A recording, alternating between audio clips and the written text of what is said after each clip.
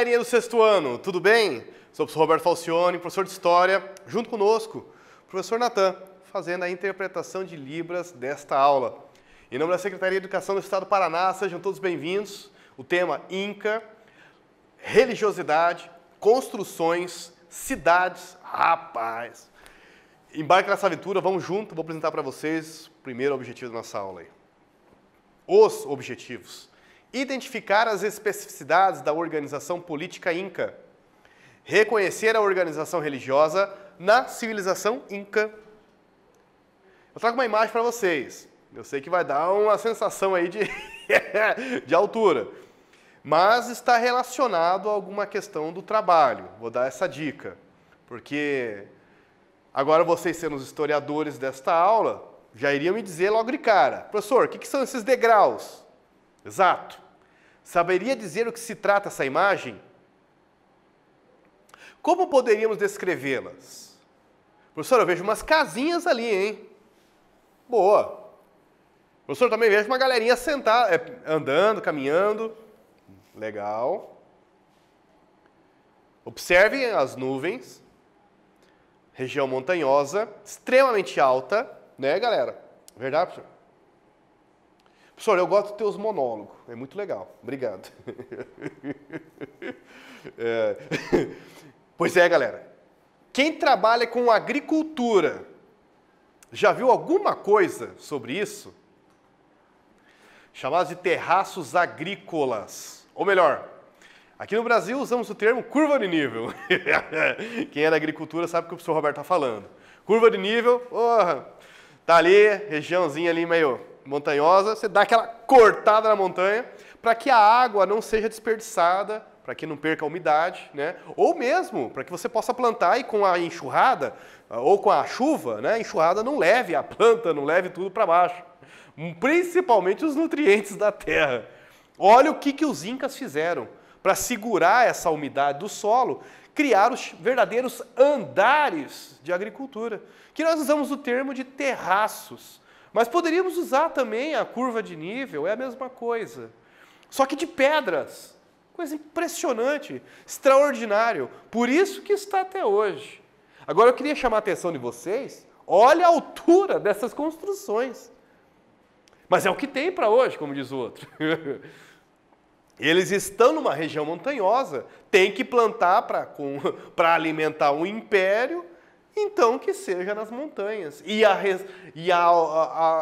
Enfim, a alternativa encontrada, a solução foi cortar as montanhas em curvas, né, em terraços, para que se pudesse plantar. E a umidade e também a fertilização ficasse em cada andar. Alguns são maiores, inclusive, como essa em Tipon, construção inca do século XV, ela está a mais de 3.400 metros de altura. Gente, é muito alto. Está próximo de Cusco, perto da cidade de Tipon, por isso que é uma das chamada região de Tipon. Você veja os terraços, a altura, a largura dela também está relacionado dependendo da situação e das condições. Aqui você vê curvas de nível, né, os terraços menores, aqui muito maior, então depende das condições, então existem vários tipos de terraços. Observe essa técnica, você considera que essa prática agrícola ainda é possível? Não só é possível, como é fundamental em regiões montanhosas, inclusive no sul do país, na região do Paraná também. Eu precisei fazer, inclusive, algumas curvas de nível, né, numa região onde eu fazia um plantio na região de Campina Grande do Sul. Os terraços agrícolas são uma técnica agrícola de conservação do solo, é utilizada até os dias atuais, sendo empregadas em terrenos muito inclinados, permitindo o cultivo e o controle da erosão. Mais importante do que observar como acontece a técnica milenar, está em perceber como os costumes e culturas são transmitidos ao longo da época. Ou seja, nós utilizamos uma técnica agrícola sem saber de origem inca. Olha que coisa bacana. Copie com seu caderno e responda como era a agricultura dos terraços. Por que os incas precisaram construir canteiros no sistema de terraceamento? Daqui a pouquinho nós voltamos.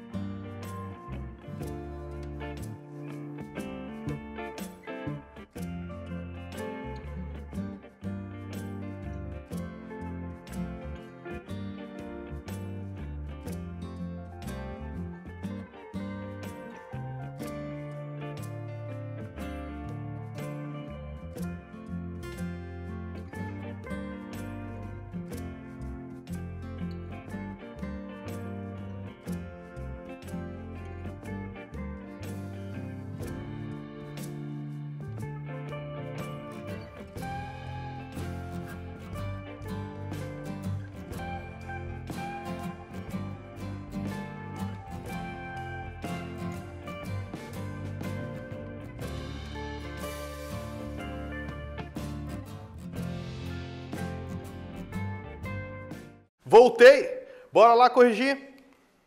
Terraços agrícolas construída pelos incas para funcionar no sistema de plantio em montanha, para a água da chuva não destruir a agricultura, diminuir a perda da umidade do solo e evitar a chuva retirar, erosões, retirar os nutrientes da terra.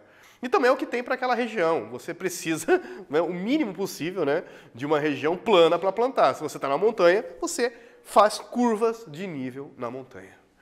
Construções incas, vamos para um outro legado, é um verdadeiro legado mesmo, Você pensar em curvas de nível hoje é de origem inca, nós temos que pensar também, imaginando também, o legado inca, a matemática, o conhecimento astronômico e também as construções inca. É uma forma impressionante.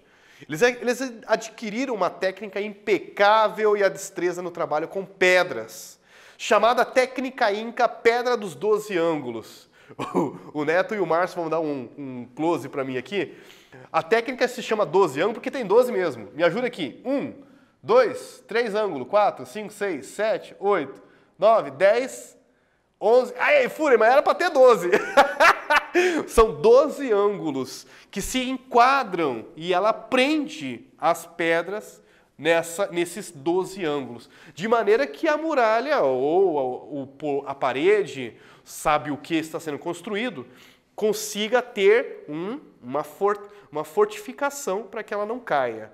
Aqui vocês observam as ruínas da fortaleza inca de Sacsayhuaman, E é um estilo monumental em grandes blocos que pesavam toneladas. Essa técnica de 12 ângulos que dava a viga, a ideia para segurar, para manter a estrutura da parede.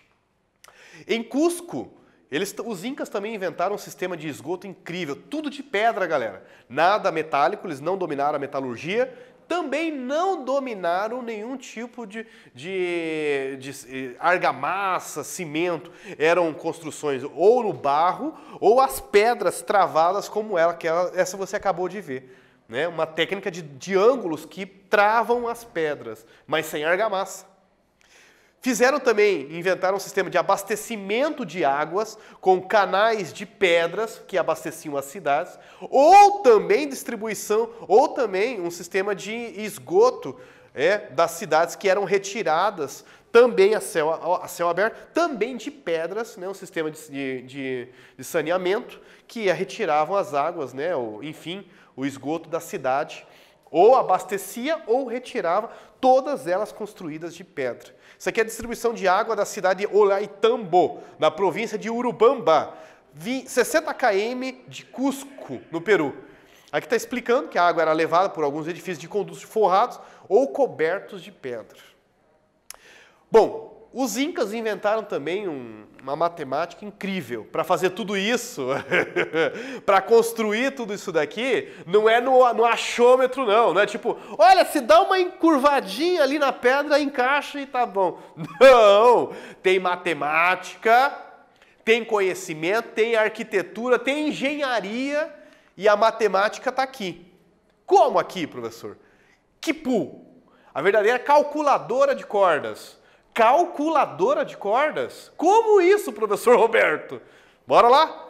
Vou apresentar para vocês. Os incas não desenvolveram uma escrita. Eles tinham um sistema de registro impressionante, chamado de quipu, com cordas. Isso mesmo. O quipu era um cordão no qual estavam amarrados vários cordões, um cordão principal com vários cordões menores, com cores, tamanhos variados, onde se faziam diferentes tipos de nó. Cada nó significa uma coisa, cada cor significaria outra coisa também. Aqui vocês estão vendo uma ilustração de 1560, mostrando um inca manuseando um quipu. Pode ser um cobrador de impostos, pode ser um funcionário do governo, utilizando o quipu. Aqui está o quipu, o principal cordão, com pequenos cordões, cada um com seu nó, cada um representa alguma coisa. Ele tinha um sistema também de comunicação, ele tem um registro contábil e pode ser também uma calculadora. É impressionante, até hoje ainda existem alguns mistérios que os arqueólogos e estudiosos não conseguiram desvendar do quipu. Mas ele consegue calcular censo, estatística, regiões de plantio, armazenamento de grãos, quantas pessoas tinha no Império Inca. Também era usado para registrar e memorizar esses dados. Mas, professor, não era de corda? Sim. Como que durou 400 anos? Aí que está a questão. Isso aqui é um quipu de 1476 até 1534, acredita-se, né, que tenha sido usado pela quantidade, pelas cores. E como que ele foi descoberto? Ele estava dentro de uma espécie de um templo, ou mesmo foi enterrado com algum sacerdote, ou com algum comerciante, porque ali estava toda a sua riqueza, ou com algum governante. Ainda estão sendo descobertos muitos quipus, que por causa de estarem guardados dessa maneira, como eles foram enterrados dessa maneira, acabaram se conservando. Claro que são cordas que com 300 anos iriam desaparecer, com 500 anos iria se desaparecer. Por ter sido enterrado, dependendo das condições, alguns fragmentos ainda conseguem. Ou esse daqui que está praticamente intacto. As cores dos cordões identificam os tipos de objeto. Os nós identificam quantidades e data. O nó mais próximo da ponta, por exemplo, esse nó mais próximo da ponta, correspondia a uma unidade, né? O seguinte era a dezena. E assim na sequência. Então, o primeiro é a unidade, esse é a dezena. O terceiro cordão seria a centena. E assim eles faziam o cálculo. Tive uma oportunidade, e eu faço um desafio aí para o professor de História junto com seus alunos. Tive uma oportunidade de conhecer uma professora de matemática, alguns longos anos atrás, e ela falou que iria fazer um quipu de tampinhas de garrafa. Pois é, não é que ficou super 10? Ela montou uma tabela que dava uma função de quipu, me chamou, inclusive, porque eu expliquei para ela como que era esse quipu, qual que era a função dele, como que se calculava. Ela falou que tinha algo semelhante já na matemática e que ela iria fazer essa adaptação. Inclusive, ela me convidou para eu poder assistir a aula e poder explicar para os alunos o que era o quipu e como que aquela matemática que ela estava utilizando era de origem inca, inclusive. Foi muito bacana. Tá aí uma sugestão para o professor de História, conversar com o professora de Matemática, fazer aí um trabalho interdisciplinar, por que não? Não é mesmo? Com Matemática e História. É com vocês o que eram os quipus, como eles funcionavam, daqui a pouquinho nós voltamos com o Egino junto.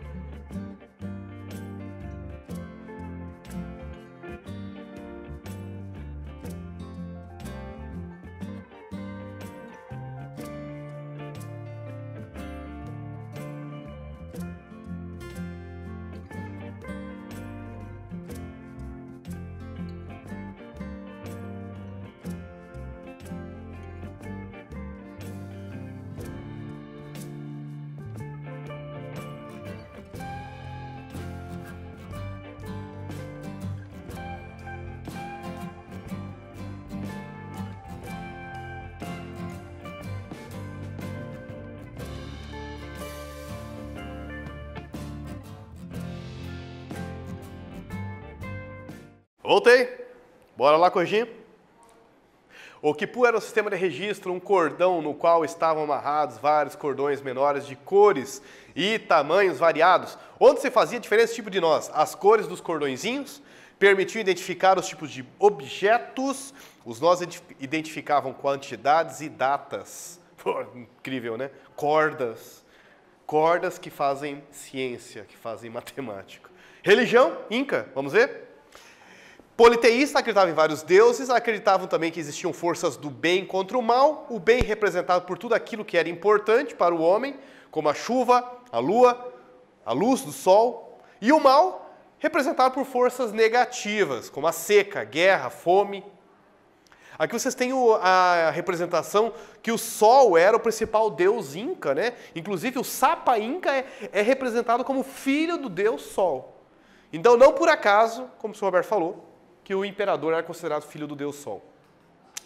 Os incas acreditavam também que tinham lugares sagrados, chamados de huacas, ou huacas, como se fossem divindades ou lugares. Aqui vocês, por exemplo, uma montanha poderia ser uma huacas, né, uma huacas, ou uma cascata, um exemplo de um lugar sagrado, ou poderia ser construído também, como esse aqui, é uma huaca pluclana, pré-incaica, na província de Lima, fica no Peru.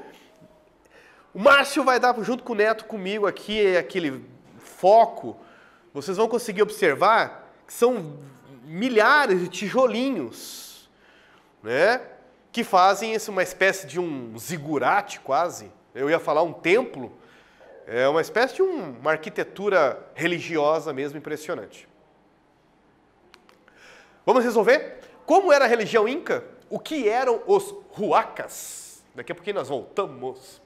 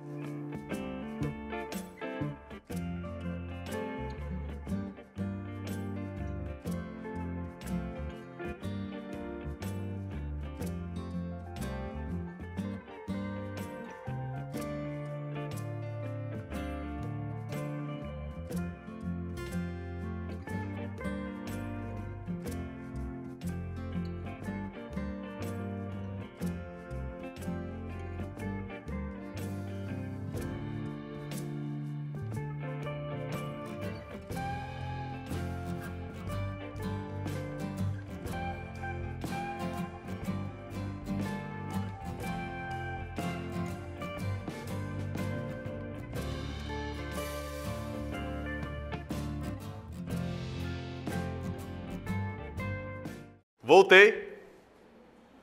Bora lá corrigir? A religião inca era politeísta, constituída de forças do bem e do mal. O sol era considerado o principal deus inca, Inti, e não por acaso, Sapa Inca, é o filho dele, né? Fraco não. Viracocha, principal deus criacionista, os incas acreditavam que existiam ruacas, que eram divindades, ou locais sagrados como montanhas, rochas, riachos, ou, por exemplo, aquela imagem que nós colocamos naquele ruacas, né? Uma espécie de uma construção sagrada, em tijolinhos, impressionante. Retomada, vimos que os incas desenvolveram técnicas agrícolas apuradas, curva de nível no Brasil, né? Mas para eles, chamada de terraços agrícolas. Possibilitaram a agricultura em terrenos extremamente montanhosos. Aqui está chamado de íngreme. Eram hábeis construtores, utilizando-se um estilo monumental, em que grandes blocos pesavam toneladas. Religião inca politeísta, acreditava em vários deuses, constituída de forças do bem e do mal. Galerinha Sessuano, só agradecimento por todos vocês estarem junto comigo nessa jornada histórica. Aquele abração, foco nos estudos, força, fé no coração. Até breve.